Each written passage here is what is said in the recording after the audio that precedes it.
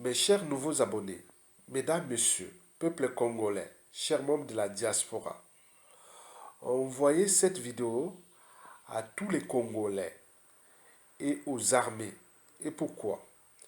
Parce que les images que vous voyez ont une signification problématique pour nous Congolais et notre pays.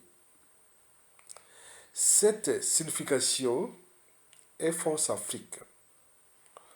Vous le savez tous qu'en 1997, lors de la deuxième cohabitation de la 5e République française, le président Jacques Chirac et le premier ministre Lionel Jospin avaient réinstallé Denis Sassou Nguesso au pouvoir avec le sang de nous Congolais, de nos 400 000 compatriotes qui avaient perdu la vie. Et jamais justice n'a été rendue au niveau du Conseil de sécurité ou des Nations Unies, puisque cette instance de gouvernance globale est aux mains des Occidentaux. Par translation, de la France est un pays occidental. Tant que Denis Sassou Nguesso ne menace pas les intérêts de la France-Afrique par translation de la France, les crimes contre l'humanité commis par Sassou Nguesso sont caduques pour eux. Et par exemple, vous avez pu voir que après Jacques Chirac, ses successeurs l'ont toujours reconduit au pouvoir. Nicolas Sarkozy, François Hollande, aujourd'hui Emmanuel Macron, pareil, ils l'ont toujours reconduit au pouvoir. Donc ils sont fous des 400 000 Congolais qui avaient perdu la vie. Ils sont fous que cet individu est en train de nous piétiner, nous peuple congolais. Ils s'en foutent tant que nous ne prenons pas notre responsabilité de peuple.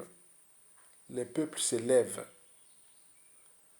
et chassent les tyrans, les criminels et autres.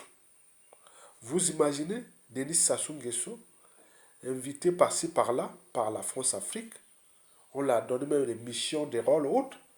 Donc tous les crimes qu'il a commis dans notre pays sont l'ensemble vides. Et pourquoi? Parce que nous n'avions pas pris notre responsabilité de peuple. Les peuples se libèrent. Personne ne viendra nous libérer.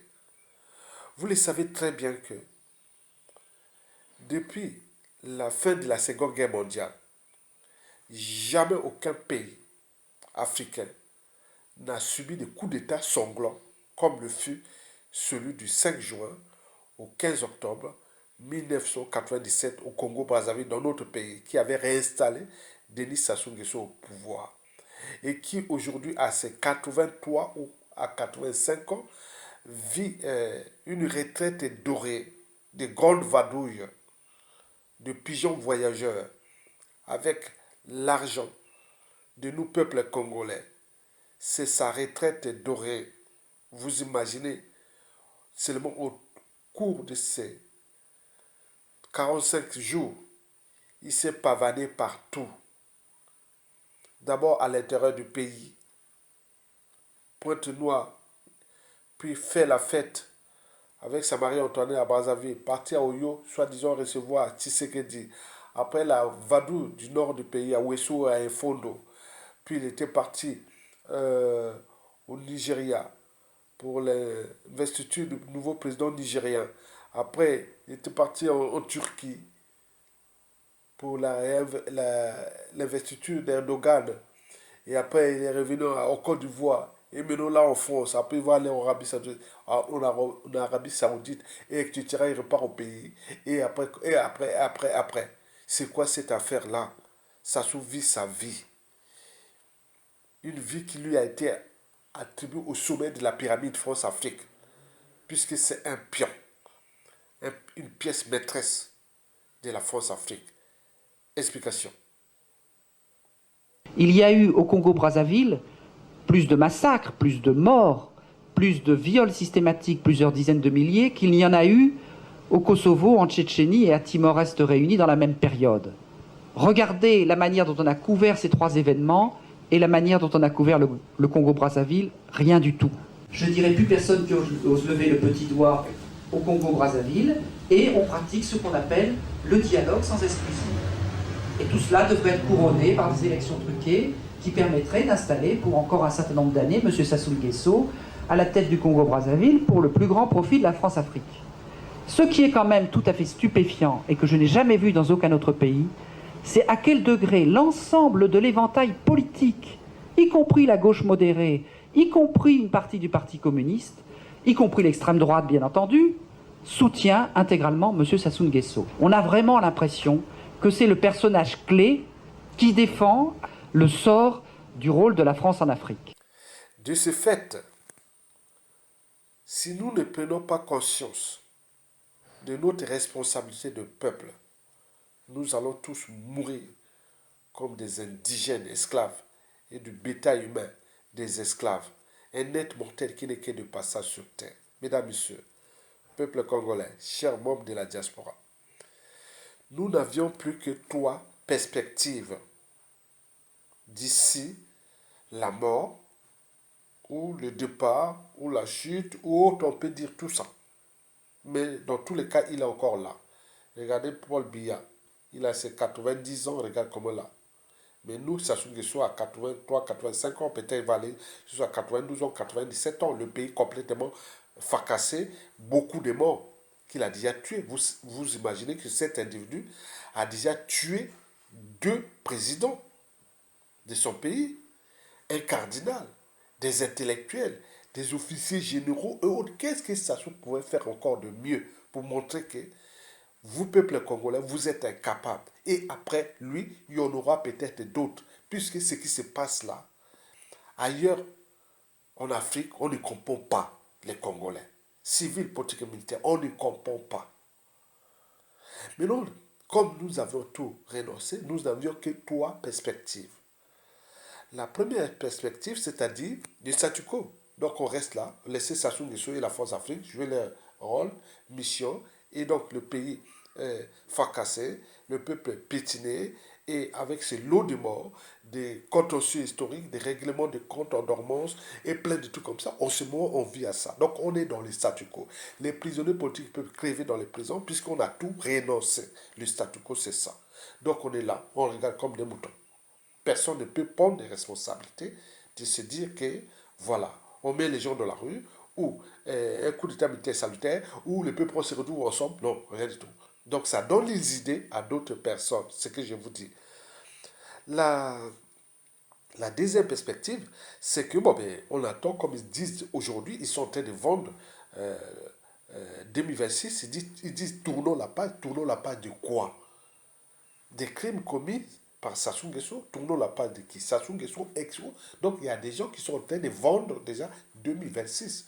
Mais où? C'est surtout continuer avec Sassou Nguesso. C'est tout simplement ça. À défaut, trouver un pion et qui va laisser Sassou Nguesso à la retraite dorée pour avoir piétiné et massacré ce peuple congolais. Vous imaginez? Et enfin, la troisième perspective, c'est-à-dire on s'élève, on se dit en fonction de la situation et du contexte, on trouve quelqu'un ou un groupe d'officiers ou autres, des soldats ou autres, on prend notre responsabilité. C'est ce que le peuple attend en ce moment. On n'attend plus que ça. Et donc, vous devez en tenir compte de ça, que nous sommes devenus la honte du monde. En plus, Sassou Nguesso venait d'annoncer au Côte d'Ivoire qu'il est étranger. Et donc, c'est un mercenaire qui est venu piétiner notre pays. Et nous, dans tous les pays, il n'y a pas des individus au niveau civil, politique et militaire et prendre le courage de se lever et de le dégager, comme ça s'est passé au Mali, au Burkina Faso et partout, partout. Et nous sommes là comme des moutons. Il y a un souci. Donc, donc c'est à nous de subir ce que nous avions subi. Mais vous le savez que ce monde-là, c'est un monde des rapports de force. Tant que vous n'établissez pas les rapports de force contre Sassou Nguesso et la force Afrique, ils ne céderont pas. Et donc nous sommes perdus. C'est un pays perdu. Et ces pays comme le nôtre, si Sassou Nguesso part, vous allez voir que ce qui peut arriver peut être problématique pour tout le monde. Parce que ces pays-là produisent des individus bizarres. Et à la suite des Sassou Nguesso, les lâches, les peureux et autres, une fois qu'ils prennent le pouvoir, vous allez voir que ça va être encore pire. Observez ce qui se passe en RDC avec Félix Tshisekedi. Il n'a pas subi ce que nous avions subi au Congo. Mais regardez, observez. Et demain, vous aurez un tordu, un salaud, qui va venir faire du mal aux uns aux autres, ou notamment au clan Sassou Nguesso, ou à ces gens-là, vous allez encore crier où? Puisque le capital de Sassou Nguesso et les crimes de Sassou Nguesso sont tels que celui qui vient faire même le minimum, et vous allez crier où? Donc vous imaginez les enjeux. Je vous remercie. Likez, partagez et soutenez surtout la résistance. Vous le savez qu'à chaque fois que Sassou Nguesso arrivait en France ici, ou quand il y avait des grands événements électoraux au pays, mon compte Facebook, YouTube était toujours bloqué. Les comptes YouTube étaient toujours bloqués.